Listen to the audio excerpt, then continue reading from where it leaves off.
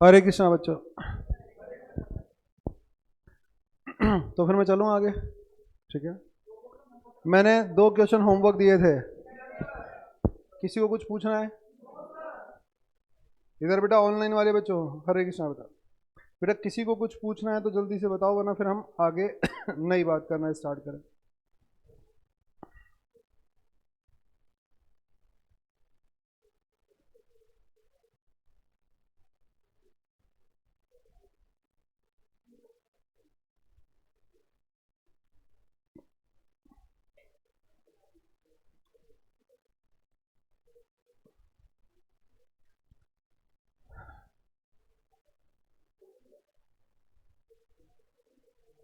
Both, no doubt no doubt. बेटा मैं मानकर चल रहा हूँ, अगर इतनी देर में नहीं आया तो किसी का कोई डाउट नहीं है। चलूँ फिर मैं आगे? चलो बेटा, हम लोगों ने, अरे पूरी बैलेंस शीट सब बनाई ना आप लोगों ने? बेटा उसमें आप लोग, मैंने आपको पहले भी कहा फॉर्मेट्स याद करने हैं और बैलेंस शीट बनानी है। दिक्कत आए तो मुझसे पूछ लेना, मुझे बोल देना, मैं बना के दिखा दूंगा। 2 4 5 बनाई नहीं आपने कि आपकी हैबिट बन जाएगी। दूसरा, बाकी मैं खुद क्वेश्चन में बनवाता हुआ चल रहा हूँ, तो बताओ क्या करो, उसकी मॉनिटरिंग करो। भाई क्या चल रहा है, ऑथराइज। बेटा इग्नोर करने का कोई सेंस ही नहीं बनता।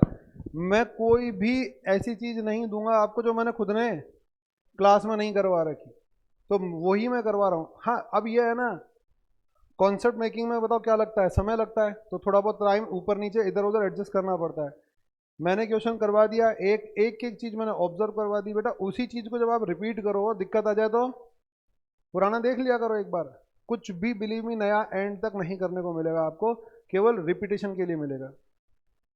अब मैं आगे की बात करता हूँ आपसे। लगभग लगभग हमारा इसमें सब हो गया। अब एक पर आते हैं, एग्जाम्पल नंबर 8 पर आ जाओ। बेटा example number 8, page number 6.36। Example number 8, page number 6.36। मुझे बताओ मैंने कल आपको कौन कौन से क्वेश्चन दिए थे होमवर्क में? 4 और 5।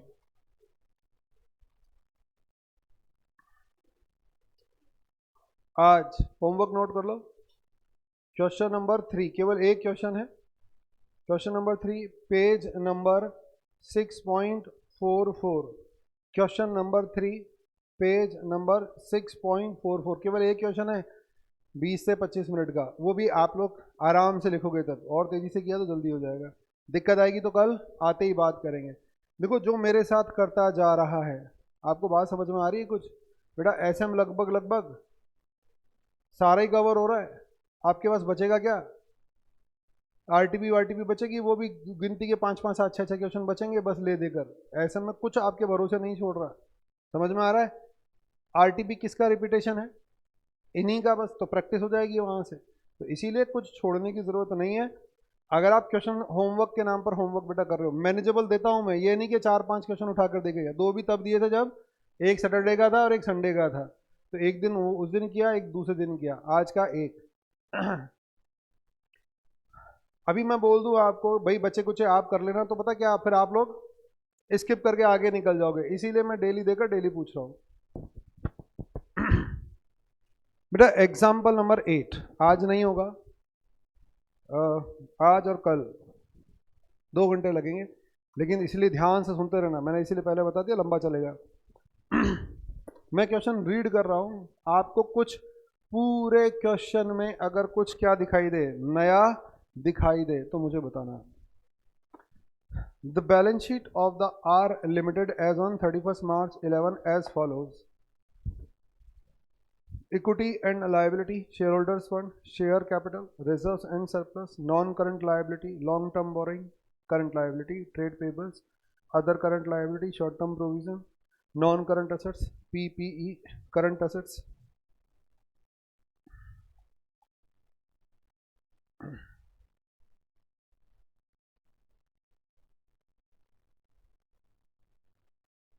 Inventory, trade receivable, cash and cash equivalent. बेटा ये बैलेंस शीट दे रखी है, और बैलेंस शीट में कितने नोट्स टू अकाउंट हैं? 6 नोट्स टू अकाउंट है। Number 1 share capital, 10,000 equity share 100 each, reserve and surplus में debit balance of P and L. Internal reconstruction के हर क्वेश्चन में आपको बताओ क्या दिखाई देगा, debit balance of P and L. Next, long term borrowing 12% debentures, other current liabilities, interest payable on debentures, short term provision में प्रोविजन टैक्स है, पीपीई में मशीनरी है। It was decided to reconstruct the company for which necessary resolution passed and sanction were obtained from the appropriate authorities. Accordingly, it was decided. तो बोल रहा है court से resolution pass हो गया और जो भी मतलब जो भी रिलेवेंट अथॉरिटी है सबसे रेजोल्यूशन बन के पास हो चुका है और ये आपको दिखाया जा रहा है, आप इसमें जो भी करना है आप करके दिखाइए। नंबर 1, ईच शेयर इज सब divided into 10 fully paid up equity shares of ₹10 each. B, after subdivision, each shareholder shall surrender to the company 50% of his holding for the purpose of reissue of the debenture holders and trade payables as necessary. Out of the share surrender, 10,000 shares, 10 each, shall be converted into 12% preference shares of 10 each, fully paid up. D, the claims of the debenture holder shall be reduced by 75%. In consideration of the reduction, the debenture holders shall receive preference shares of ₹1 lakh, which are converted out of the share surrender. E, trade payable claim shall be reduced 50%. It is to be settled by the issue of equity share 10 each out of share surrender. Balance of profit and loss write-off. The share surrender and not reissue shall be cancelled. You are required to show the journal entries giving effect to the above and the resultant balance sheet. बोलो बेटा, पूरा question पढ़ा, कुछ नया दिखाई दिया? Loud and proper ऐसे मत बोला करो, आई बात समझ में बेटा? शेयर सरेंडर, इसमें एक बात आई है नई, शेयर सरेंडर। अब ये शेयर सरेंडर क्या है? अच्छा, अब तक जो हमने डिस्कस किया वो क्या था? Capital reduction. ये क्या है? शेयर सरेंडर आया। तो अब ये नई बात क्या है, इसको हम लोग समझते हैं। बेटा ये बताओ, मैंने क्या किया? चलो लिखना किसी को भी नहीं है जब तक मैं नहीं बोलूँ, मैं लिखवा दूंगा मैं मेरे हिसाब से, तो नोट करते रहना, सुनते रहना, नोट नहीं करना है। क्योंकि अगर आप नोट ऑनलाइन वाले बच्चों सुन लो, कुछ भी पल्ले नहीं पड़ेगा बेटा। मैं कुछ चीज़ एक्सप्लेन कर रहा हूँ, उसके बाद मुझे एक बात पूछनी है, काफ़ी देर बाद मैं कुछ पूछूंगा, अगर आपने उसका प्रॉपर आंसर दिया तो इसका मतलब स्कीम आपके समझ में आ गई, और अगर प्रॉपर आंसर नहीं आया तो सारी मेहनत में पानी फिर जाएगा, और इतनी लंबी डिस्कशन फिर रिपीट होने में भी नहीं आती है। समझ में आ रही है बात है? तो ध्यान से सुनना।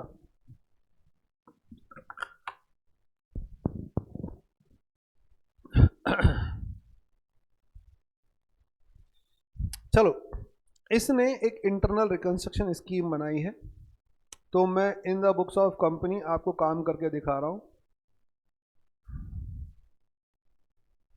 In the books of company जो भी है, जर्नल। चलो सबसे पहली स्कीम बोलो क्या थी? ईच शेयर इज सब divided into 10 fully paid up share. Sub division का मतलब जानते हो क्या होता है बेटा? मान लीजिए 100 रुपये का नोट है, 100 रुपये का नोट है बेटा। आपके घर में मेहमान आए, उनके कुछ बच्चे आए हुए मेहमानों के, ठीक है ना? अब मम्मी ने आपको कहा कि 100 रुपये लेकर जा, और बता क्या करके आया? 10-10 के 10 नोट लेकर आ। इतनी वैल्यू है उनकी, ठीक है ना? अब वो जा रहे हैं तो उनको देने। अब ये बताओ, 10-10 के 10 नोट कितने रुपए हो गए? 100 रुपये आ गया। क्या किया आपने? अरे सब डिवीजन ही तो किया। एक नोट का आपने सब डिवीजन किया, यानी पहले 100 रुपये का एक नोट था, अब 10-10 के 10 नोट हो गए। तो it means what? Sub division में केवल क्या बदलेगा? नंबर्स बदलेंगे। क्या नहीं बदलेगा? वैल्यू नहीं बदलता। वैल्यू पहले भी 100 था, अब भी 100 है, बस नंबर्स बदल गए। पहले एक ही नोट था आपकी जेब में, अब 10 नोट हैं 10-10 के। आ गया। अगर मैं कंसोलिडेशन बोलूँ तो इसका उल्टा कंसोलिडेशन बोलो भाई। सब डिवीजन की जगह मान लो क्या बोल देता मैं, कंसोलिडेशन, तो इसका जस्ट रिवर्स हो जाता। 10-10 के 10 नोट है। अब की बार बेटा घर पे कौन है, फूफा जी। अब आपने तो 10 के नोट दिए तो फिर बुरा मान जाएंगे, तो बताओ फिर क्या करें। आपकी मम्मी ने दोबारा बाजार भेजा, बताओ क्या होगा। बेटा मम्मी ने कहा एक नोट लेकर आ जा, ठीक है। तो आप मार्केट गए और 10-10 के 10 नोट देकर एक 100 का नोट लेकर आ गए, तो बेटा ये क्या कहलाएगा, कंसोलिडेशन। तो इसका मतलब अगर मैं सब डिवीजन की बात करूं, अगर मैं कंसोलिडेशन की बात करूं, तो किस चीज पर इम्पैक्ट आता है बेटा, नंबर्स और डिनोमिनेशन, यानी पर वैल्यू पर इम्पैक्ट आता है और नंबर्स पर। लेकिन टोटलिटी में कोई फर्क नहीं पड़ता, जो वैल्यू पहले थी इन टोटल अभी भी है वो इन टोटल, तो टोटलिटी में डिफरेंसेस नहीं आते, केवल और केवल आपके नंबर्स और डिनोमिनेशन में, डिनोमिनेशन का मतलब पर शेयर वैल्यू या पर नोट की वैल्यू में डिफरेंस आएगा।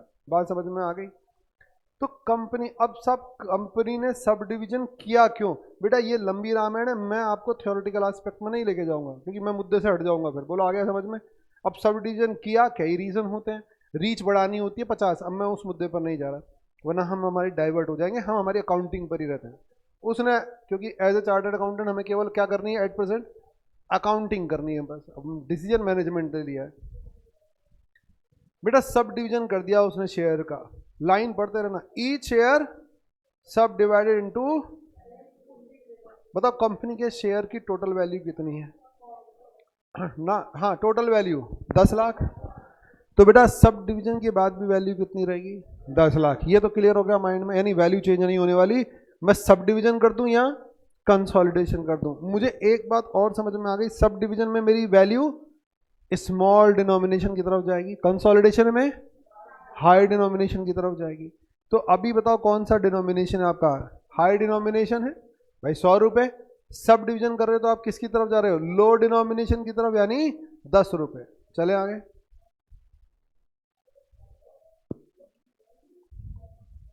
तू रावण क्या सपनों में जला रहा है क्या बेटा, 2 दिन बाद जल जाएगा देख। तेरे को देखकर वो भी बहक रहा है, क्या रहा है, क्या सोच रहा है। तू तो सोच रहा है वहां तक तो ठीक है, ये मेरे को देख ही नहीं रहा काफी देर से। अब मैं इसको देख रहा हूँ, ये किसे देख रहा है, तभी तो मुझे इधर आना पड़ा। वो मैं कल बता रहा था ना वो, हाँ, अभी 2-4 दिन पहले मेरा बेटा गाना गा रहा था, बताया था नहीं बताया था। हाँ, वो 2 कप में मिट्टी भर लाया और 2 कप में पानी भर लाया और बाहर बैठा, तुझ में लब दिखता है आला मैं तातरू। अरे मैंने कहा तेरी ऐसी की तातरू तातरू, इधर आ। मैंने होमवर्क कर, बैठ के तातरू। तो अब ये भी जब से देख रहा, मैं देख कहाँ रहा है, फिर मुझे उस गाने की याद आई। मैंने कहा इसको तो रब नहीं दिख रहा, मैं कहा देखो तो सही। देखो बच्चे कैसे होते हैं, ये कुछ ये नहीं, ये कोई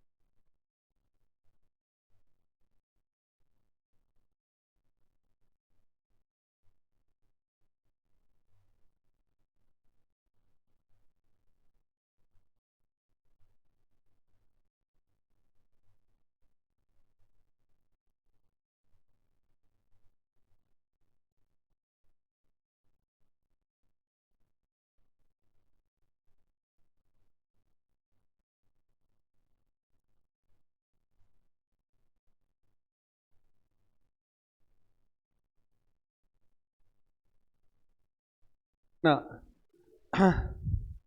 बेटा, हाँ वो टेक्निकल इशू आ गया था, अब सही हो गया। अब तो सही हो गया, ठीक है। अब तो आवाज आ रही होगी शायद।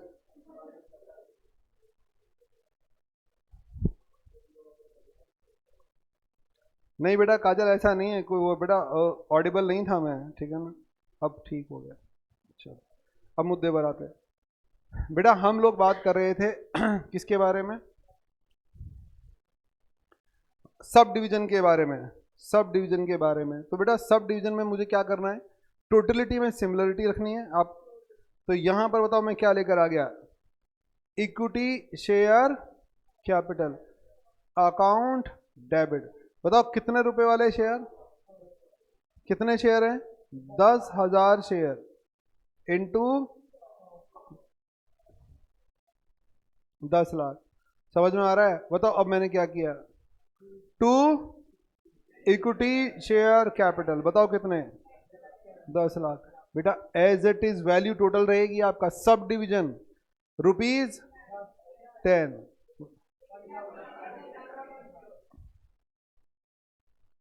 1 लाख इंटू 10। बोलो बात समझ में आ गई? ये हो गया सब डिवीजन ऑफ शेयर। आपका मुद्दा जो बेसिक है वो मैंने कहा था, ये कंसोलिडेशन सब डिवीजन के बारे में बात करेगा। कभी भी बोलता है तो आपको एक चीज दिमाग में रखनी, बेटा ये नहीं बदलेगा, बस शेयर बदल जाएगा। अगर ये बोल रहा है सब डिवीजन किया तो बेटा टोटलिटी में डिवाइडेड बाय 10। अगर मान लो ये बोलता कंसोलिडेशन कर दो तो divided by 100।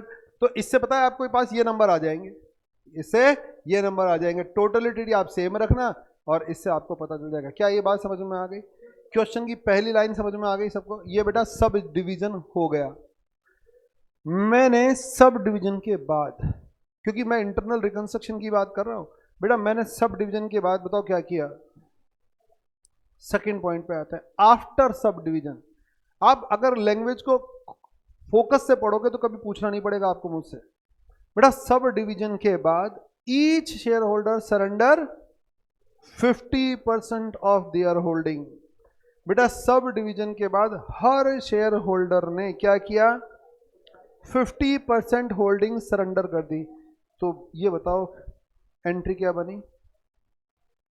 Equity share capital account debit कितना? 5 लाख। भाई एक ने अगर ईच ने 50% किया तो टोटलिटी में सबने 50% किया तो 5 लाख टू कैपिटल रिडक्शन। बोलो बात समझ में आ गई? कितने रुपए? 5 लाख। बेटा अगर सब ने सरेंडर कर दी, ये बोल रहा है surrender the company 50% of holding, सब ने सरेंडर कर दी तो बताओ कंपनी को कितने का फायदा हो गया? 50% का फायदा हो गया, 5 लाख का फायदा हो गया। बोलो बात समझ में आ गई? अब आप सुनो, अब दोबारा मैं आता हूं यहां पर। बेटा सब ने क्या लिखा है? रिडक्शन किया या सरेंडर किया? आया समझ में? अच्छा इससे पहले क्या बोल रहा था? सबने रिड्यूस किया, 50% रिड्यूस कर दिया, या 10 रुपए के शेयर को 2 रुपए का कर दिया, बाकी कैंसिल कर दिया। शायद आप लोगों को लैंग्वेज याद आ रही हो तो। बेटा सब में कैंसिलेशन या रिडक्शन की बात हो रही थी। अब की बार देखो क्या वहां पर भी क्या हो रहा था, उन केसेस में भी क्या हो रहा था? सरेंडर ही हो रहा था। आपने 50% शेयर सरेंडर किए, तो बताओ सरेंडर करते ही मैंने क्या किया? मैंने आपको 100 शेयर इशू किए थे at the rate of ₹100 each. तो बताओ मुझे आपको देने कितने थे? अरे 10,000 देने थे। मैंने कहा भाई साहब फंस गया, ऐसा करो 5,000 आप लोग 5,000 के शेयर क्या कर दो? सरेंडर कर दो। तो आपने बताओ कितने शेयर सरेंडर कर दिए? 50 शेयर मुझे दे दिए 100 रुपए वाले, तो 5,000 के शेयर दे दिए। बताओ मार्केट में बचे कितने? रिमेनिंग 5 बचे। बताओ ये शेयर लेते ही मैंने क्या किया? इन्हें शेयर को फाड़कर फेंक दिया। अब इनको क्लेम करने वाला कोई मार्केट में है ही नहीं, तो बताओ कंपनी की लायबिलिटी क्या हो गई? अरे कम हो गई। तो बेटा ये बताओ जब मैंने लिए शेयर, तो पहले बताओ मैंने शेयर क्या करवाया आपसे? पिछले सारे क्वेश्चंस में भी मैंने पहले क्या करवाया आपसे? शेयर सरेंडर ही तो करवाए थे। पहले तो लिए ही थे भाई, लेने कोई सरेंडर करना बोलते हैं? पहले तो आपने मुझे दे दिए, फिर उसके बाद मैंने उन्हें फाड़कर फेंक दिया। तो वो बेटा क्या बन गया? रिडक्शन। मैंने तुरंत फाड़कर फेंक दिया। बोलो आ गया समझ में? अगर मैंने इसे तुरंत फाड़कर नहीं फेंका तो बताओ फिर मैं क्या बोलूंगा? बेटा सरेंडर बोलूंगा। अगर मैंने तुरंत फाड़कर फेंक दिया तो इसे बोलूंगा रिडक्शन। अगर तुरंत फाड़कर नहीं फेंका तो मैं इसे बोलूंगा सरेंडर।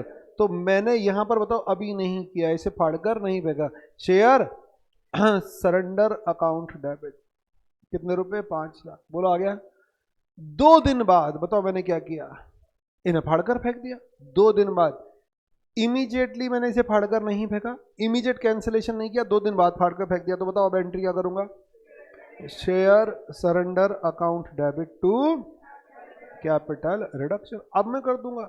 कहने का मतलब ये है जब तक मैं ये शेयर फाड़कर नहीं फेंकूंगा तब तक बताओ क्या पिक्चर में नहीं आएगा? कैपिटल रिडक्शन पिक्चर में। भाई साहब मैं बेनिफिट कैसे रिकॉर्ड कर दूं? आपसे शेयर लेकर बताओ मैंने क्या कर लिया?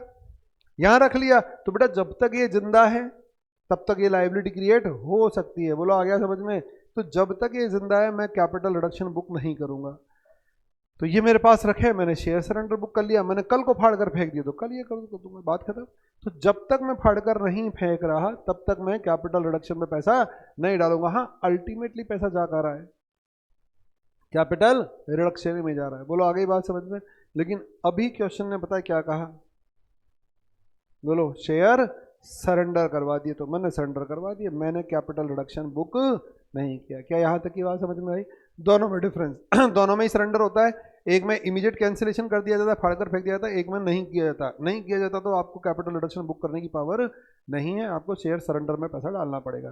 तो मैंने बता दिया कि साहब शेयर सरेंडर हो गया। नेक्स्ट चलो मैं आगे। सर शेयर सरेंडर हुआ क्यों? चलो ये तो मोटी मोटी बात समझ में आ गई कि शेयर सरेंडर करवा लिया। शेयर सरेंडर करवाया ही क्यों आपने? बेटा आप ये सोचो, मैंने ये शेयर क्या किए? बोलो फाड़ कर फेंक दिए। तो बताओ मैंने क्या किया? क्या लिखने के लिए मैंने पहले मना किया था, मैं हटाता रहूंगा ऐसे बार बार। कैपिटल रिडक्शन में बुक कर दिया। बोलो कितने रुपए? 5 लाख। मैं इक्विटी शेयर होल्डर के बाद किसके पास गया?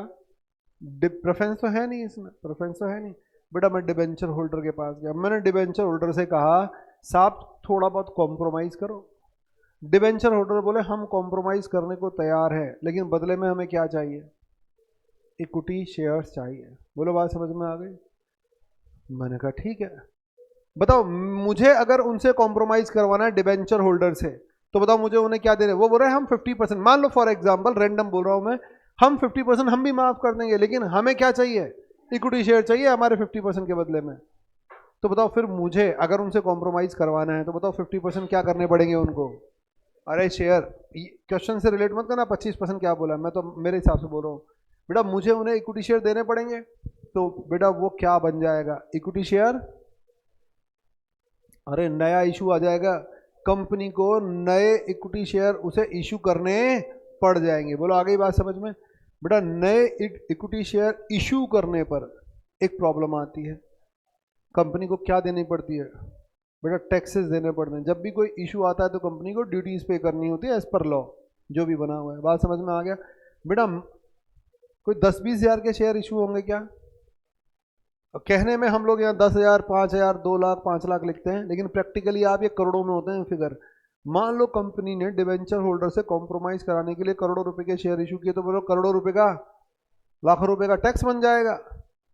और गवर्नमेंट को बताओ कंपनी को क्या देना पड़ जाएगा? टैक्स देना पड़ जाएगा। इशू कर रही है कंपनी शेयर। बेटा आपको नहीं लगता कंपनी की फाइनेंशियल पोजीशन खराब है? तो वो इतना तो अफोर्ड ही नहीं कर सकती। अरे इसीलिए तो वो इंटरनल रिकंस्ट्रक्शन स्कीम की हेल्प ले रही है, वरना तो बताओ कंपनी क्या करती? इसमें आती ही नहीं ना। तो कंपनी के पास पैसा ही तो नहीं है, समस्या पैसा है उसकी। चलो डिवेंचर होल्डर को निपटाया, फिर बताओ किसके पास गए? क्रेडिटर के पास। क्रेडिटर भी बोल रहे हैं अगर हमें सपोर्ट चाहिए हमसे तो बताओ क्या करो? इक्विटी शेयर्स देने पड़ेंगे। बोलो आ गया समझ में? तो कंपनी को फिर इशू करना पड़ेगा। तो कहने का मतलब है बेटा आगे मुझे क्या दिखाई दे रहा है? मैं लाइबिलिटी। अच्छा इससे पहले के सारे क्वेश्चंस में आपने देखा होगा, कभी आपने डिबेंचर होल्डर को शेयर अलॉट किए, कभी आपने क्रेडिटर्स को शेयर अलॉट किए, अलॉटमेंट किए या नहीं किए? बेटा जब आप शेयर अलॉट कर रहे हो तो आपको नहीं लग रहा झंझट हो रहा है? क्या झंझट हो रहा है? बोलो। जब शेयर इशू कर रहे हो तो झंझट क्या हो रहा है, टैक्स जा रहा है। समझ में आ रहा है, पिछले के हर क्वेश्चनों में हम करते आए। अब आपको एक बात समझाना चाह रहा है वो इस क्वेश्चन के थ्रू कि भाई साहब शेयर आपने कैपिटल रिडक्शन में तो डाल दिए, तुरंत फाड़ कर फेंक दिए, आगे आप डिबेंचर होल्डर क्रेडिटर किसी के पास जाओगे तो ये लोग आपसे शेयर मांगेंगे तो आपको इन्हें इशू करना पड़ेगा, तो टैक्स देना पड़ जाएगा और आपकी फाइनेंशियल पोजीशन तो पहले से खराब है। चले आगे। तो फिर इन्होंने एक नया रास्ता निकाला। इन्होंने कहा ऐसा करते हैं साहब, हम क्या नहीं करते, फाड़ते नहीं है। 5 लाख के शेयर तो आ गए, तो बताओ हमने क्या किया, शेयर सरेंडर करा लिए। कितने रुपए, 5 लाख के शेयर सरेंडर करा लिए। अब बताओ ये मैंने आपसे लिए, ये मेरे पास शेयर आ गए, 5 लाख के शेयर आ गए। ये बेटा मेरे पास 5 लाख के शेयर पड़े, मैं आगे किसके पास गया, डिबेंचर होल्डर के पास। मुझे पहले पता था ये लोग मांगेंगे। बताओ डिबेंचर होल्डर ने मेरे से शेयर मांगे, तो बताओ मैंने क्या किया, बेटा इसी में से कुछ शेयर उनको पकड़ा दिए। बोलो बात समझ में आ गया। तो बताओ ये क्या कहलाएगा, बेटा ये शेयर इशू करना कहलाएगा या शेयर ट्रांसफर करना कहलाएगा। बेटा ये इशू नहीं बनेगा, ये शेयर ट्रांसफर हो गया। इशू क्यों नहीं बना, अरे मैं इशू थोड़ी कर रहा हूँ, ये तो मार्केट में पहले से इशू कर चुका। बेटा जब इशू कर चुका तो बताओ मैं उस पर टैक्स अरे दे चुका। अब तो मैं एक से शेयर लेकर दूसरे को शेयर दे रहा हूं। बोलो आ गया समझ में। तो ये ट्रांसफर कहलाएगा इशू। एक शेयर के इशू पर एक बार ही टैक्स लगता है, दोबारा बार बार नहीं लगाती गवर्नमेंट। फिर तो बेटा बाद में ट्रांसफर होता रहता है वो शेयर इधर से उधर, उसमें फिर ब्रोकरेज लगती रहती है, लेकिन मैं थोड़ी ब्रोकरेज चार्ज करूंगा उससे। क्या बात समझ में आई।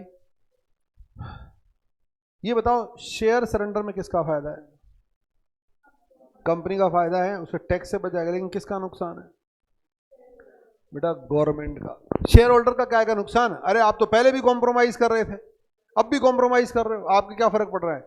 या तो आप कॉम्प्रोमाइज ही मत करो।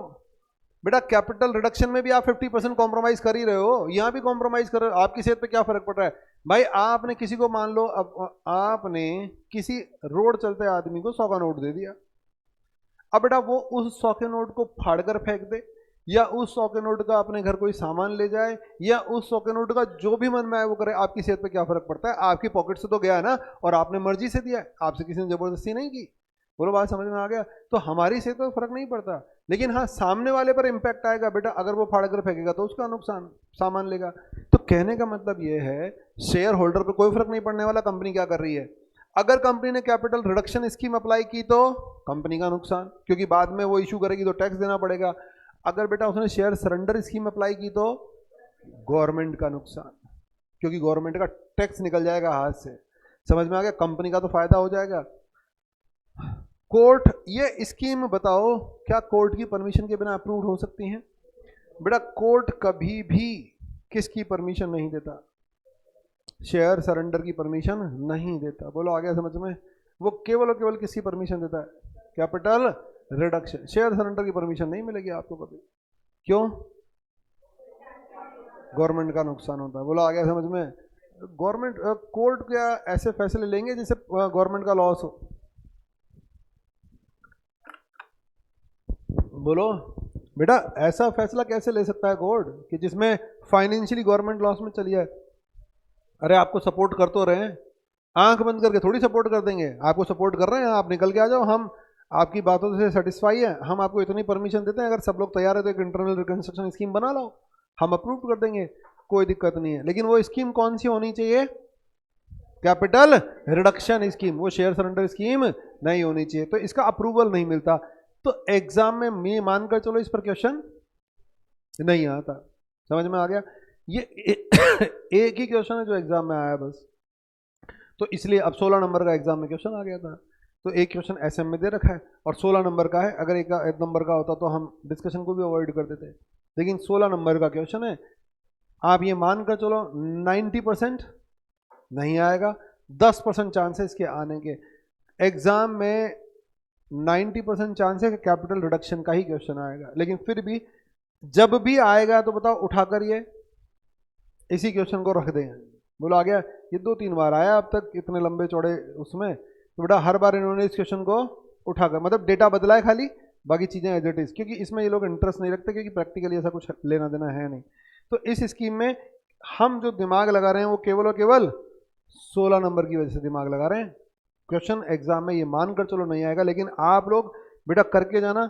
बाई चांस पता चला पूरी इंटरनल रिकंस्ट्रक्शन स्कीम पड़ी, एक क्वेश्चन छोड़कर चले गए और मान लो 16 और ये आएगा, तो मैंने पहले बता दिया 16 से कम का नहीं आएगा ये क्वेश्चन, क्योंकि ये स्कीम आप इंटरनल रिकंस्ट्रक्शन में हो सकता है आप 10 में से 9 एंट्रियां सही कर दो, 8 एंट्रियां सही कर दो, कोई इक्का दुक्का गलत करो, उन 8 एंट्रियों का बैलेंस शीट पे इंपैक्ट आएंगे तो आधे से ज्यादा आइटम आपके बैलेंस शीट में भी सही हो जाएंगे।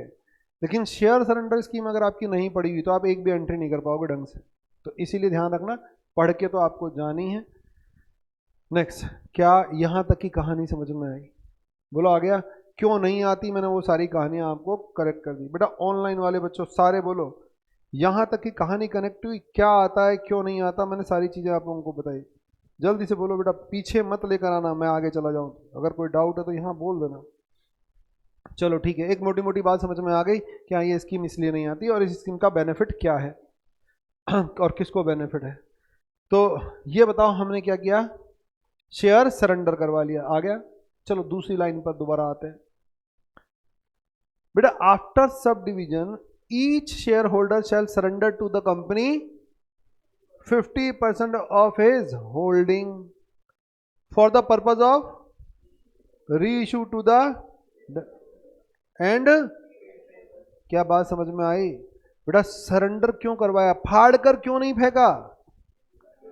क्योंकि वो बोल रहा है हमें ये री इशू। अच्छा इसने री इशू कहा है, बताओ सही वर्ड क्या है? ट्रांसफर। बोलो, मैं कटवा नहीं रहा उसे बेटा इशू वर्ड तो यूज करना ही पाप है इस केस में, क्योंकि इशू वर्ड आते ही टैक्स की बात होने लग जाती है। तो हम ये प्रॉपर वर्ड ट्रांसफर है। तो बेटा हम लोगों ने बताओ ये क्यों सरेंडर करवाए, only for the purpose of transfer to the debenture holder और ट्रेड पेबल्स। हो सकता है उन्होंने आपसे डिमांड किया हो तो आपको लगा कि हमें शेयर सरेंडर करवा लेना चाहिए, ना कि कैंसिल। और बताओ कोर्ट ने इस बात की परमिशन दे दी।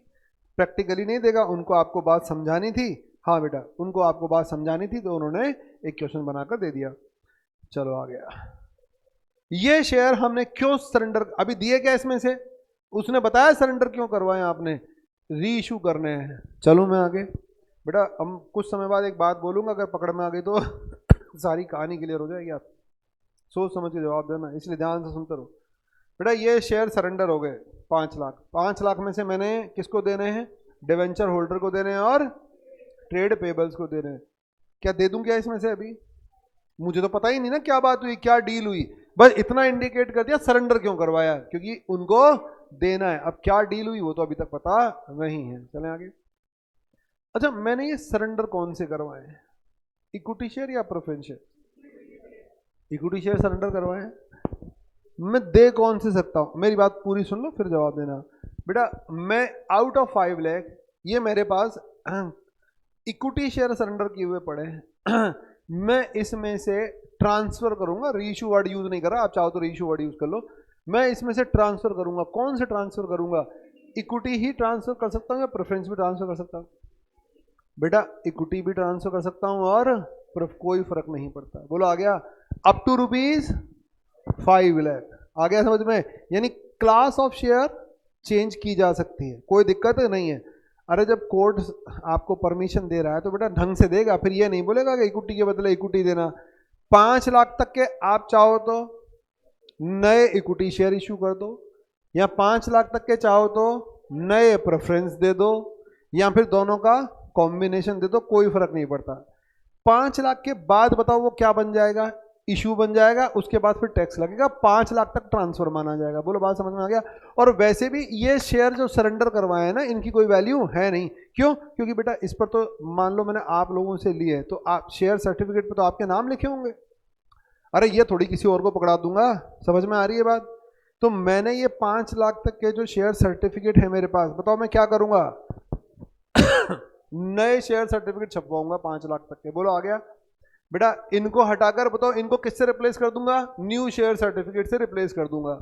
और वो नए शेयर सर्टिफिकेट पे जो मेरे से डिबेंचर होल्डर या कोई भी मांग रहेगा उसका नाम लिख कर देता जाऊंगा उसे। क्या बात समझ में आ रही है? अब वो नए शेयर सर्टिफिकेट चाहे इक्विटी छप जाए, अप टू ₹5 लाख, या प्रेफरेंस छप जाए या कॉम्बिनेशन छप जाए, कोर्ट कुछ आपसे नहीं बोलता। बोलो आ गया, जो मन में आए वो छपवा लो, अप टू ₹5 लाख। 5 लाख के बाद इशू माना जाएगा, टैक्स लग जाएगा। इतनी सी कहानी है। तो चलो ठीक है, तो मैं इस 5 लाख के बताओ क्या इक्विटी इशू करूं, प्रेफरेंस, या कोई भी इशू कर दूं? बेटा कोई भी ट्रांसफर कर दो या रीइशू कर दो, जो भी बोलना चाहो। मैंने बता दिया ट्रांसफर वर्ड यूज करेंगे। क्या बात समझ में आई? तो बेटा अब मैं किसको यूज ट्रांसफर करूंगा? डिबेंचर होल्डर और क्रेडिटर्स को। उसने मुझे पहले ही समझा दिया कि ये आप डिबेंचर होल्डर या क्रेडिटर को ट्रांसफर करोगे। C point, out of share surrender. Out of share surrender 10,000 shares. देखो अब शेयर सरेंडर की बात कर रहा है, यानी किसकी बात कर रहा है? इस 5 लाख की। 10,000 shares of 10 each shall be converted into 12% preference shares of 10 each fully. मुझे ये बताओ, शेयर सरेंडर में से मैंने 10,000, बताओ 10 रुपए वाले क्या छपवा लिए? Preference shares. क्या एंट्री करूं इसकी? नो एंट्री, कोई एंट्री नहीं होगी। मैंने अभी अभी बताया मजबूरी है, मुझे ये 5 लाख के सर्टिफिकेट हटा के नए प्रिंट कराने पड़ेंगे, क्योंकि इस पर तो नाम लिखा हुआ है। तो जब मैं 5 लाख तक के शेयर न्यू प्रिंट कराऊंगा तो बताओ क्या नहीं होगा? उसका कोई एंट्री नहीं होगा। बोलो आ गया समझ में? चलूं मैं आगे? नहीं भी समझ में आ रहा तो लास्ट तक आते तक बात कनेक्ट हो जाएंगी सारी की सारी। ध्यान से सुनते रहो, थोड़ा बहुत ऊपर नीचे भी हो रहा है तो सारी चीज सिंक हो जाएंगी एकदम। मुझे ये बताओ, ये मैंने इसमें से 1 लाख के प्रेफरेंस शेयर छपवाए क्यों? किसी ने मांगे होंगे ना, या तो डिबेंचर होल्डर ने मांगे होंगे या फिर क्रेडिटर ने मांगे होंगे, किसी ने तो मांगे होंगे, ठीक है। इसलिए मुझे छपवाने पड़े। आगे क्या बोल रहा है? डी पॉइंट, तो मैं छपवाने की कोई एंट्री नहीं करूंगा। अरे नए तो छपवाने हैं, उसमें से उसी में से तो छपवाने, क्या फर्क पड़ रहा है? The claim of the debenture holder shall be reduced by 75%। अच्छा यहां तक नोट करो एक बार, पहले यहां तक नोट करो। थोड़ा सा सुनने में फिर ब्रेक आ जाएगा तो आपका कंसंट्रेशन बढ़ जाएगा। ये 2 एंट्री नोट करो।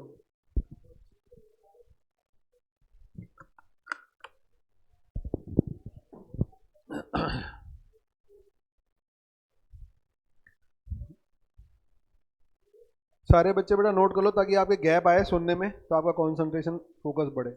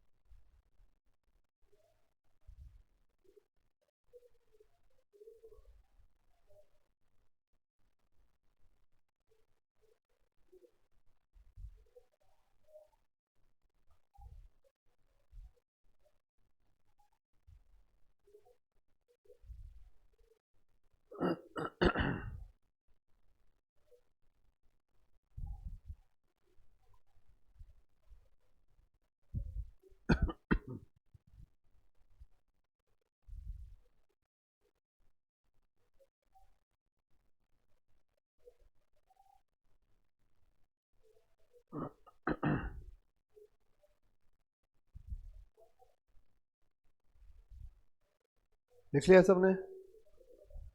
चलो अब लिखना नहीं है बेटा, अब आगे की क्लास में लिखना नहीं है। मैं एक बात बोल रहा हूँ, समझ में आ जाए तो ठीक है, वरना फिर मैं यहां तक क्लियरिटी है ना? अब यहां तक तो किसी को कुछ नहीं पूछना बेटा। इससे आगे की बात हो सकता है कनेक्ट नहीं हो पाए क्योंकि समय कम है। फिर भी मैं आपको बताता हूँ, नहीं होगी तो हम लोग नेक्स्ट क्लास में यहीं से दोबारा स्टार्ट करेंगे। जितना समझ में आ जाए केवल सुनना है, कॉपी किताब बंद कर दो, अब कुछ नोट नहीं करना। अगली क्लास में हम दोबारा लिखेंगे और दोबारा नोट कर लेंगे। बस बात पूरी हो गई, जो मुझे लगता है शायद मैं एक बार कोशिश करता हूँ तेजी से पूरी करने की। अगर आप कनेक्ट कर पाते तो ठीक है, नहीं तो फिर मैं दोबारा इसे एक्सप्लेन आज की क्लास में नहीं करूँगा, नेक्स्ट क्लास में करूँगा।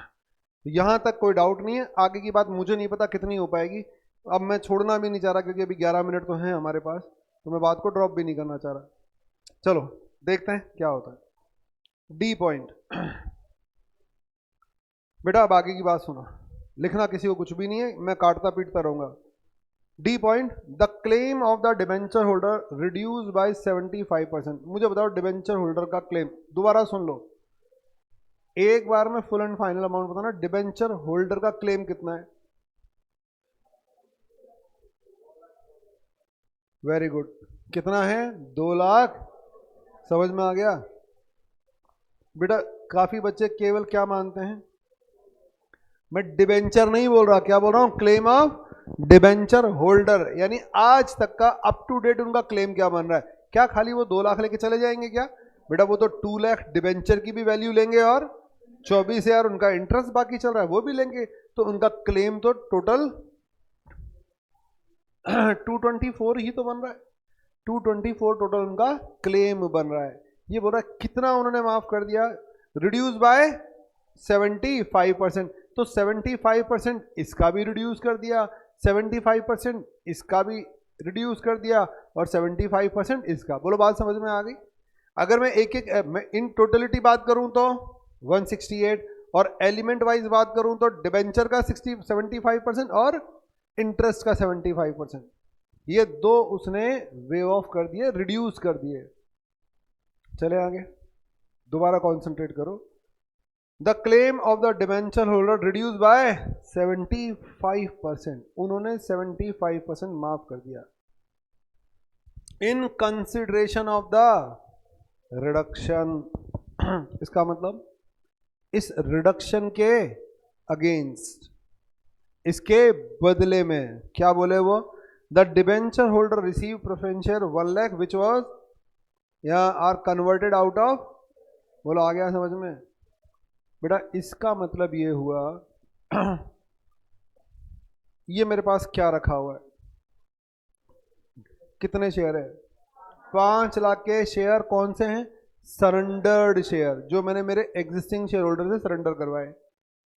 बेटा मैंने कुछ लोगों को कॉल किया था, मेरे गेट पर अभी कौन है बताओ? बैल बजी, गेट पर कौन खड़ा है? डिबेंचर होल्डर खड़े, गेट पर डिबेंचर होल्डर खड़े। मैंने डिबेंचर अपनी बैलेंस शीट निकाली, देखा डिबेंचर होल्डर मुझसे 2,25,000 रुपये मांगते हैं। तो मैंने कहा यार गड़बड़ हो गई, प्लीज़ मेरी हेल्प करो ना। तो डिबेंचर होल्डर बोले ओके, हम 75% जो हमारा क्लेम बनता है। मैंने कहा साहब आपका 2,24,000 का क्लेम बनता है, मेरी बुक्स ऑफ अकाउंट में मैंने देखा है अभी। तो वो ये बोल रहे हैं हम 2,24,000 का क्लेम रिड्यूस करते हैं 70%। ये लो 2,25,000 का 70%। लेकिन हमें क्या चाहिए? इस कमी के बदले में क्या चाहिए हमें? 1 लाख के प्रेफरेंस शेयर चाहिए। मैंने कहा हाँ कोई दिक्कत नहीं, मैं आपको 1 लाख के प्रेफरेंस शेयर दूंगा। बोलो बात समझ में आ गई? बेटा 1 लाख के प्रेफरेंस शेयर दूंगा, तो बताओ मैं अंदर गया कमरे में, मैंने क्या किया? इसमें से 1 लाख निकाला। बेटा जैसे 1 लाख निकाला, बताओ which account should be debited? बोलो बात समझ में आ रही है? Share surrender account debit. कितने रुपए से? 1 लाख। और which account should be credited? Two. अब सेकंड वाले पर आ जाओ, 12%, सी वाले पॉइंट में 12% प्रेफरेंस शेयर कैपिटल अकाउंट। बोलो कितने रुपए? 1 लाख रुपए। अरे कुछ आ रहा है क्या समझ में? इसमें से जब मैंने निकाले तो मैंने कहा था नए प्रिंट करवाऊंगा, बताओ वो 1 लाख हटा के बताओ क्या किया? नए प्रिंट करवा लिए। कौन से? प्रेफरेंस, और उनको पकड़ा दिए। तो बीइंग, बोलो 10,000 preference shares at the rate of ₹10 each issued, sorry, transfer to debenture holder out of share surrender in settlement of 75% claim। 75% of their claim. बोलो बात समझ में आ गई? क्या इशू की कोई एंट्री होगी क्या? अरे इशू हो ही नहीं रहा अभी। काफी बच्चे पॉइंट नंबर सी में पता है क्या बोल रहे थे, सोच रहे थे इशू होगा। पॉइंट नंबर डी में आके शायद आपके दिमाग में एंट्री क्या आई होगी, डिबेंचर अकाउंट डेबिट टू, शायद किसी के दिमाग में आई हो debenture account debit to preference shares. बोलो बात समझ में आ गई? क्या debenture account debit to preference share होगा? नहीं होगा। चलें आगे। जब जब मैं शेयर सरेंडर में से निकाल कर शेयर दूंगा, ध्यान रखना अकाउंट डेबिट कौन सा होगा, शेयर। बेटा अभी कमेंट करने की जरूरत नहीं है, मेरी बात पूरी हुई नहीं बेटा, प्लीज फोकस करो अभी सारे बच्चे, फिर मेरा ध्यान हटता है यहां से।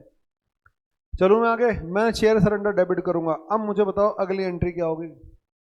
मैंने 1 लाख के शेयर किसको पकड़ा दिए, बताओ कौन जा रहा है, डिबेंचर होल्डर जा रहा है। एंट्री क्या बनेगी बोलो बेटा, 12% डिबेंचर अकाउंट डेबिट। बोलो कितने रुपए, 1,50,000 रुपए। आउटस्टैंडिंग इंटरेस्ट अकाउंट डेबिट 18,000 रुपए टू कैपिटल रिडक्शन कितने रुपए, 168। बोलो बात समझ में आ गई, 168। मुझे ये बताओ, मैं एक वर्ड बोल रहा हूं बेटा, मुझे ये बताओ और सोच समझ के बताना, कंपनी ने डिबेंचर होल्डर को क्या दिया, कंपनी ने डिबेंचर होल्डर को अपने पास से क्या दिया,